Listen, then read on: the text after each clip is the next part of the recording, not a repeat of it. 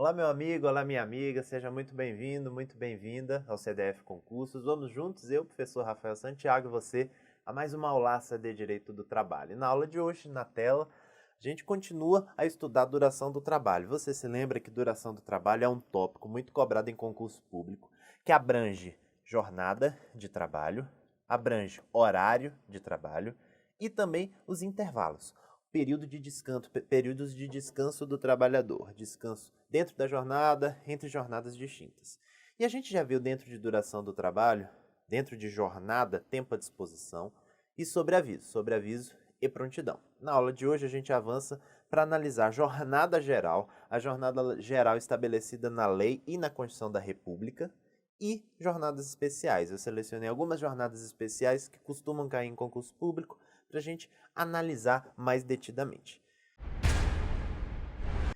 A jornada geral, a jornada dos trabalhadores em geral, dos trabalhadores regulados pela CLT, ela é uma jornada prevista na Constituição da República. O artigo 7º da Constituição da República, que estabelece os direitos dos trabalhadores urbanos e rurais, consagra a jornada geral dos trabalhadores, 8 horas diárias e 44 horas semanais. Essa daqui é a jornada máxima, tá?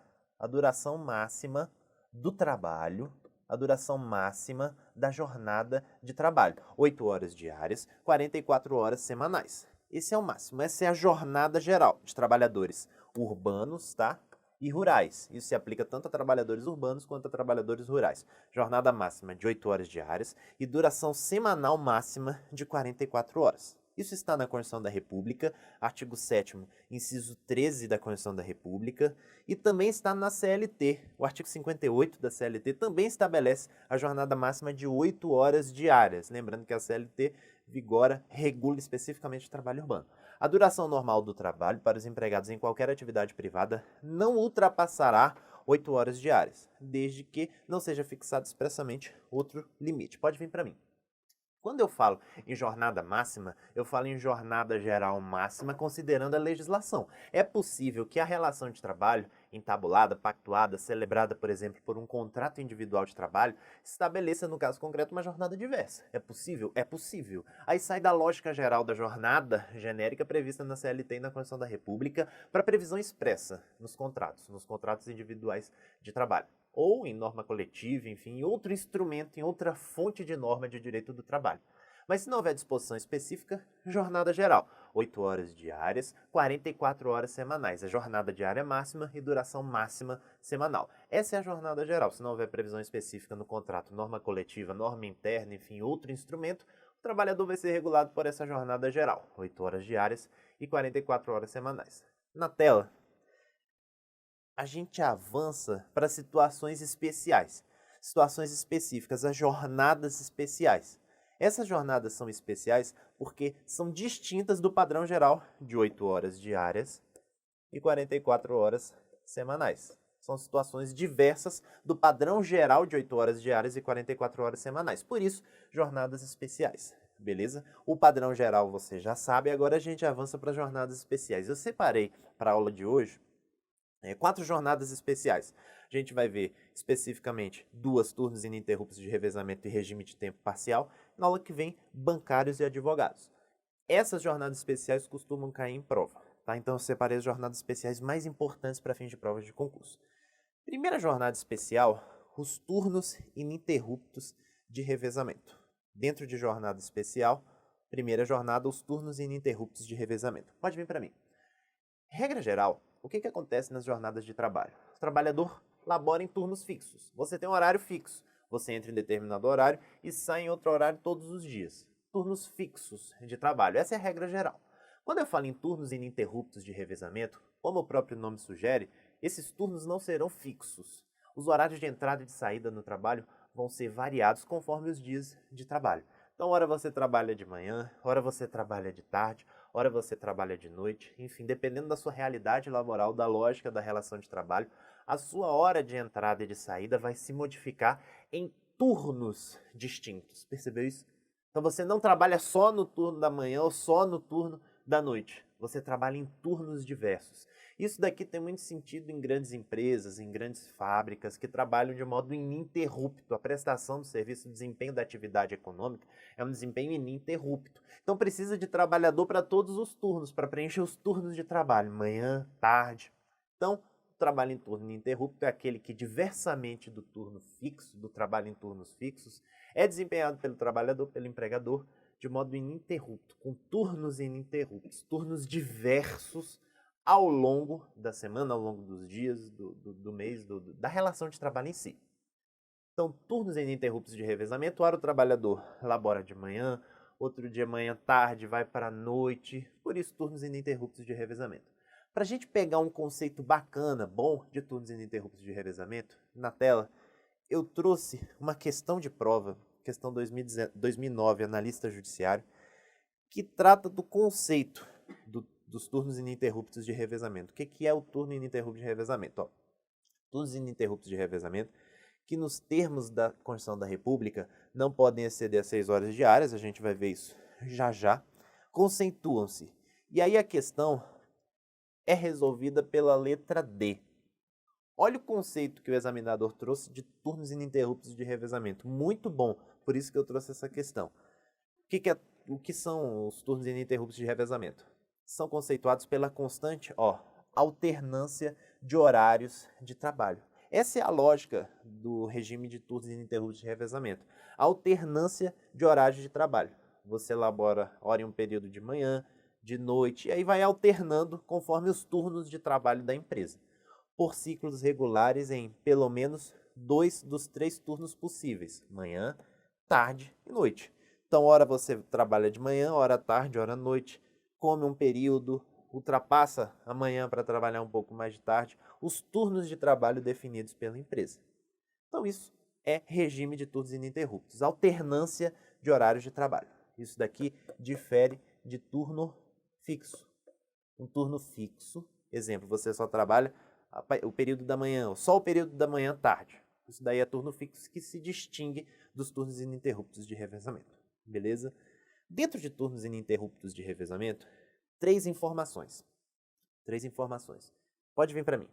Primeira informação. Quando você lê a expressão turnos ininterruptos de revezamento, você pode ter a impressão, com essa expressão, você pode ter a ideia de que o trabalhador tem que laborar de modo ininterrupto, sem pausa, sem intervalo, sem descanso, porque afinal de contas são turnos ininterruptos de trabalho.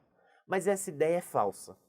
É falsa porque tanto a jurisprudência do TST, Tribunal Superior do Trabalho, quanto a jurisprudência do Supremo Tribunal Federal estabelecem que o trabalhador em regime de turnos ininterruptos de revezamento tem direito aos intervalos legais, tem direito aos descansos, às pausas legais que o empregador deve conceder para jornadas em geral.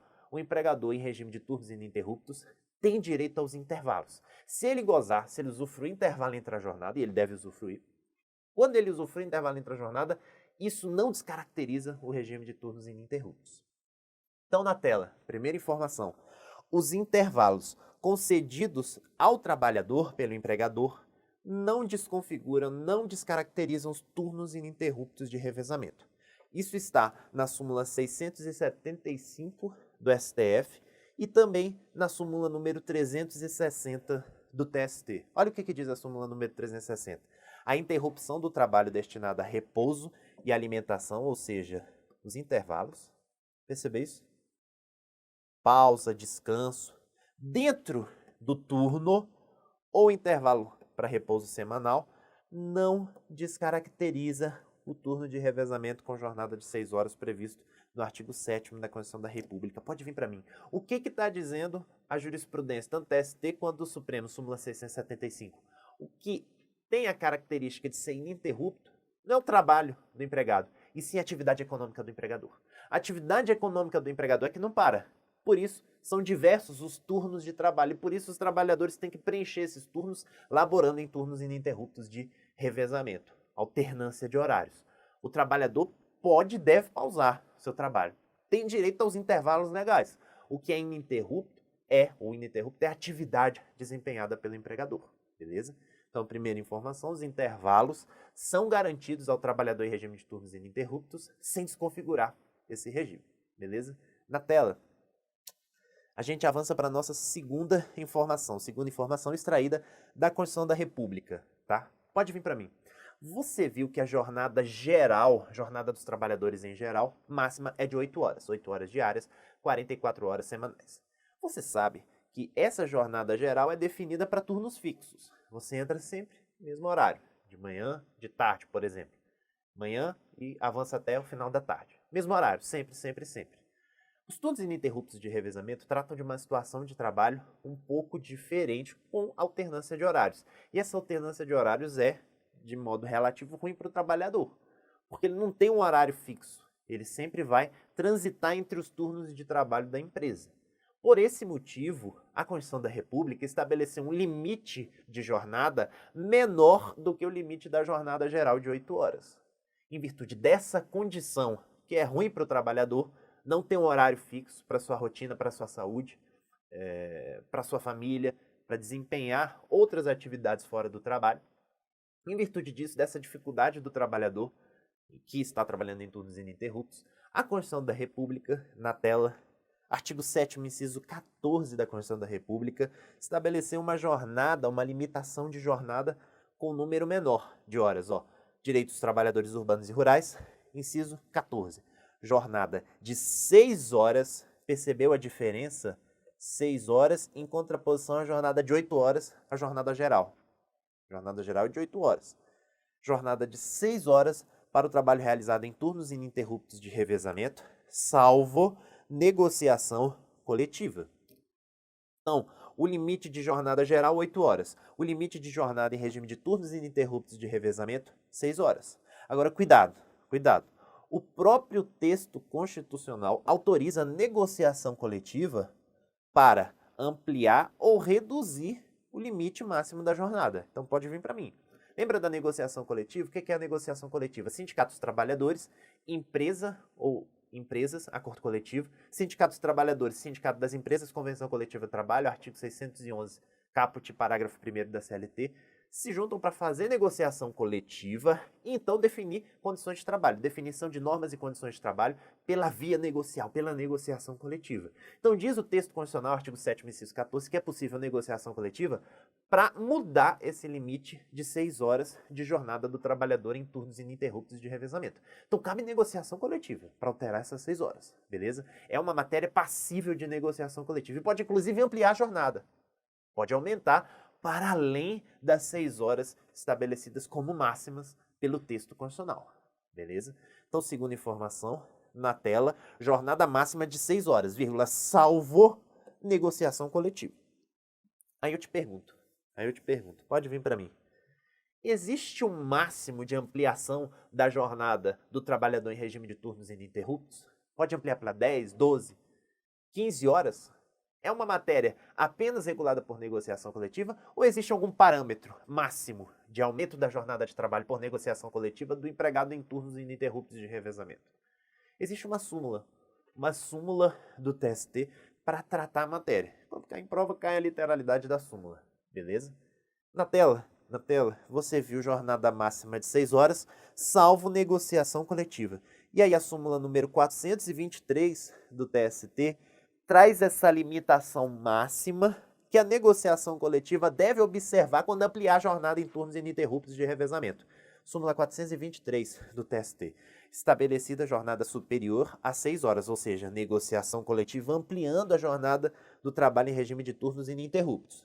Ilimitada a 8 horas por meio de regular negociação coletiva, então a negociação coletiva pode ampliar o limite de 6 horas do trabalho em turnos ininterruptos? Pode, desde que respeite a limitação da jornada geral de 8 horas. Percebeu isso? Estabelecida jornada superior a 6 horas, limitada a 8 horas por meio de regular negociação coletiva, os empregados submetidos a turnos ininterruptos de revezamento não têm direito ao pagamento da 7ª e 8ª horas como extras. O que está dizendo essa parte final da súmula número 423? Pode vir para mim. Hora extra, hora extraordinária, ou adicional de hora extra, adicional por hora extraordinária, é um acréscimo no salário em virtude de desempenho de serviço extraordinário. Serviço além da jornada contratada. Então, se você tem o seu contrato de trabalho regulado pela jornada geral, 8 horas, quando você ultrapassa as 8 horas de trabalho, você teria direito, em tese, a receber adicional de horas extras. Pela limitação constitucional dos turnos ininterruptos de revezamento, 6 horas, lembra?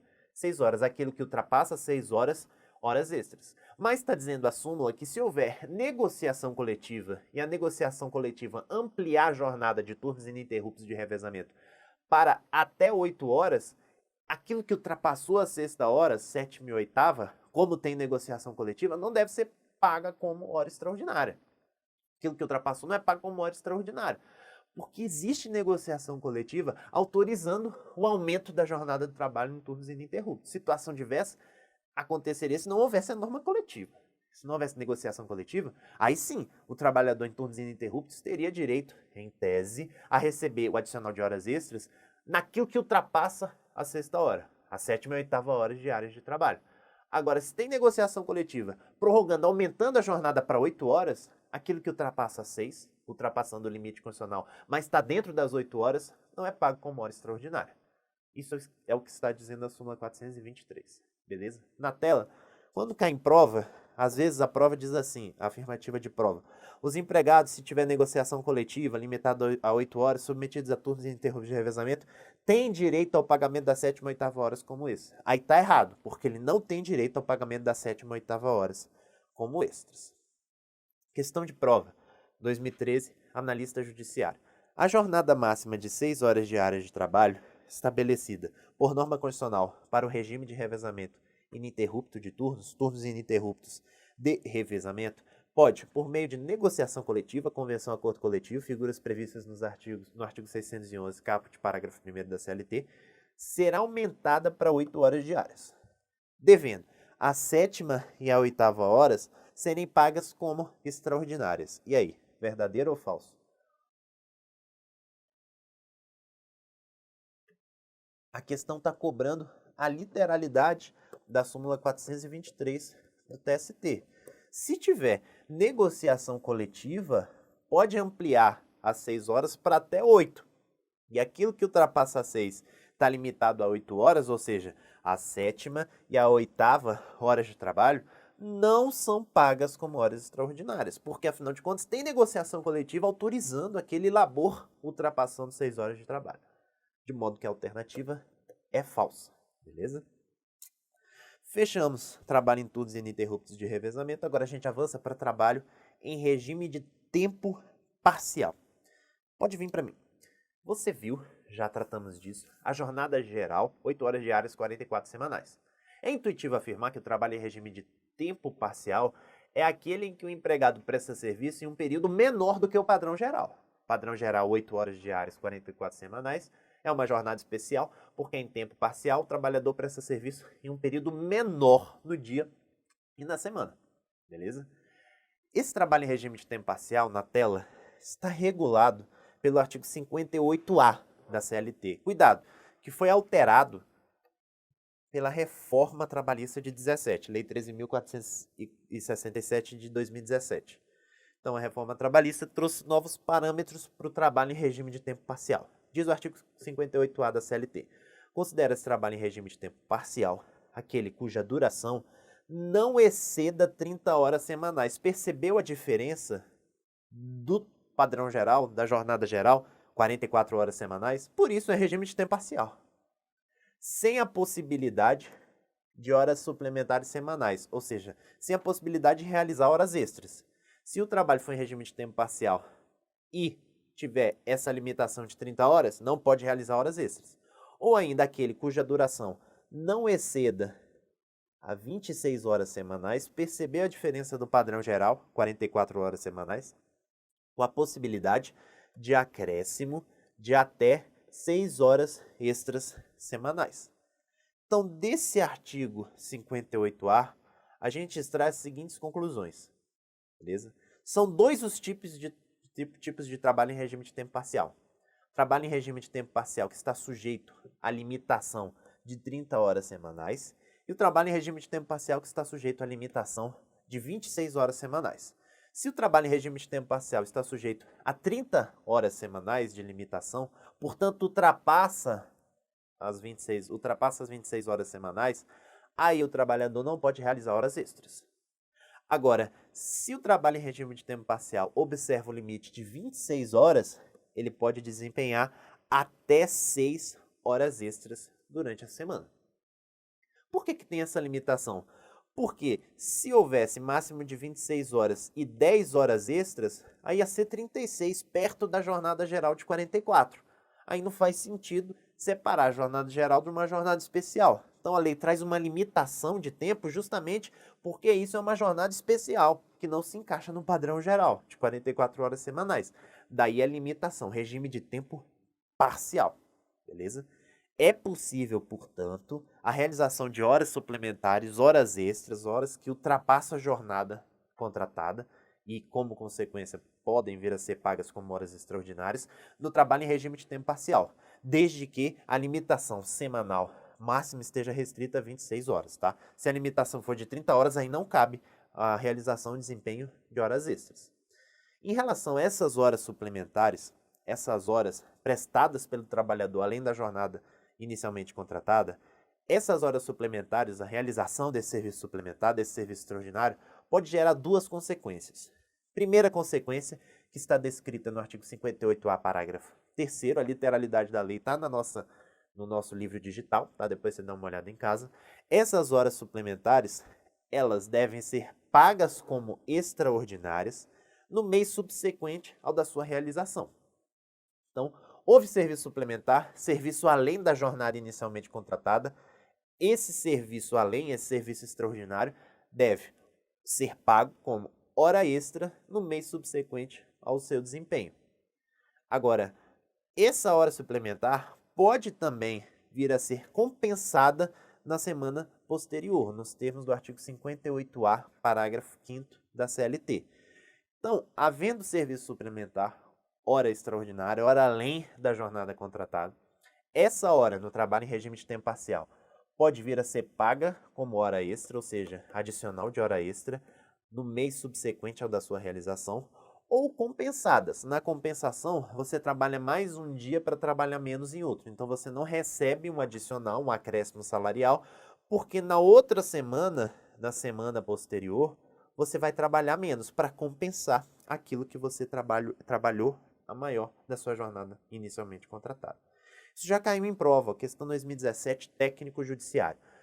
No que se refere ao trabalho em regime de tempo parcial e de acordo com as alterações introduzidas pela reforma trabalhista, as horas suplementares da jornada de trabalho normal poderão ser compensadas diretamente até a semana imediatamente posterior à da sua execução, devendo ser feita sua quitação na folha de pagamento do mês subsequente, caso não sejam compensadas.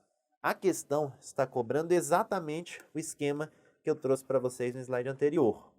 As horas suplementares ou vão ser pagas como extra no mês subsequente ou compensadas na semana imediatamente posterior. Ou vai haver pagamento de adicional de horas extras ou compensação. Você trabalha menos na semana posterior para compensar aquele trabalho maior na semana anterior. De modo que essa alternativa é perfeita. É a literalidade dos artigos 58A, parágrafos 3º e 5º da CLT. Horas suplementares compensadas, semana imediatamente posterior. Se não houver a compensação, quitadas no mês subsequente, pagas como extraordinárias no mês subsequente. Fechamos então mais uma aula, foco, força, garra, vai dar tudo certo. Me siga no Instagram, @prof.rafaelsantiago, complemente seus estudos com o nosso material escrito. Bons estudos e até a nossa próxima aula.